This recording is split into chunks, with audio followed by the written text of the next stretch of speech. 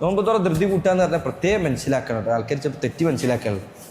നോമ്പ് തുറ ധൃതി കൂട്ടാന്ന് പറഞ്ഞാൽ നോമ്പറക്കുള്ള സമയമാവുന്നതിന് മുൻപ് പോയിട്ട് എല്ലാവരെയും ധൃതി കൂട്ടുക, ചൂടാവലല്ല.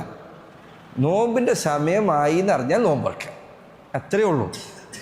ചില ആൾക്കാർ ഇതിൻ്റെ വാക്കർത്ഥം വെച്ചിട്ട് എന്ത് ചെയ്യലുണ്ട്, വീട്ടിൽ അങ്ങനെ ചെയ്യേണ്ടില്ല. ഭക്ഷണം നോമ്പ് ബാങ്ക് കൊടുത്താൽ ഉടനെ ഭക്ഷണം കഴിക്കുക. അതാണ് ബാങ്ക് കൊടുത്താന്ന് ഞാൻ പറയാൻ കാരണം, ഇവിടെ പൊതുവെ അൽഹംദുലില്ലാ നോമ്പ് തുറക്കുള്ള സമയമായി കഴിഞ്ഞാൽ എന്താവും, അപ്പോഴാണ് ബാങ്ക് കൊടുക്കുന്നത്. ബാങ്ക് കൊടുത്താൽ നോമ്പ് തുറക്കുക. അതല്ല, ഇനി ഒരു സ്ഥലത്ത് ബാങ്ക് കേൾക്കാത്ത സ്ഥലമാണെങ്കിലോ നിനക്ക് സമയം അറിയുമെങ്കിൽ നോമ്പ് തുറക്കുക. ചില ആൾക്കാർ ശ്രദ്ധിക്കേണ്ട ഒരു കാര്യമുണ്ട്. ഒരു നാട്ടിൽ നീ ചെന്നിരിക്കുന്ന സമയത്ത് ജനങ്ങൾ പൊതുവേ മനസ്സിലാക്കിയിട്ടുള്ളത് ബാങ്ക് കൊടുത്താൽ നോമ്പ് തുറക്കണം എന്നാണ്.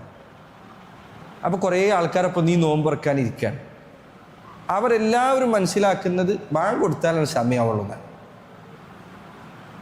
അങ്ങനത്തെ ഒരു സ്ഥലത്ത് നീ ചെന്നിട്ട് എന്ത് ചെയ്യരുത്, ബാങ്കൊന്ന് കൊടുത്ത് സമയമായി ഖലാസ്, ആൾക്കാർക്ക് മനസ്സിലാവില്ല.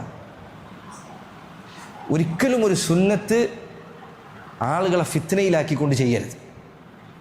ജനങ്ങൾ ആകെ ഇഷ്കാലാവുക. ആൾക്കാർ അവസാനം ഇയാൾ എന്തിപ്പോൾ നോമ്പ് പറഞ്ഞ് സമയത്തില്ലല്ലോ എന്നാണ് ആളുകൾ വിചാരിക്കുക. ആളുകളെ ഫിത്നയിലാക്കരുത്. ഒരു സുന്നത്ത് ചെയ്യുന്നതിൻ്റെ പേരിൽ നാട്ടുകാരൊന്നാകെ ഫിത്നയിലാവുന്ന അവസ്ഥയിലാകരുത്. നാട്ടുകാരൊന്നാകെ നിൻ്റെ ദീൻ തന്നെ വേറെന്തോ ദീനാണെന്ന് വിചാരിക്കുന്ന അവസ്ഥ നീ എത്തിക്കരുത്. ആൾക്കാർക്ക് പഠിപ്പിച്ചു കൊടുക്കുക, നീ പറഞ്ഞു കൊടുക്കുക. നിനക്ക് അങ്ങനെ ഉദ്ദേശമുണ്ടെങ്കിൽ നീ പറഞ്ഞു കൊടുക്കണം. അള്ളാഹുവിൻ്റെ റസൂൽ ഇങ്ങനെ പറഞ്ഞിട്ടുണ്ട്, നോമ്പറക്കാനുള്ള സമയം നോമ്പറക്കണം. ബാങ്ക് കൊടുക്കുക എന്നുള്ളതല്ല അതിൻ്റെ അടയാളം. കൃത്യമായ സമയമായി സൂര്യാസ്തമിച്ച് നമുക്ക് ഉറപ്പായാൽ നമുക്ക് നോമ്പറക്കാം. അപ്പോൾ അത് ശ്രദ്ധിക്കണം.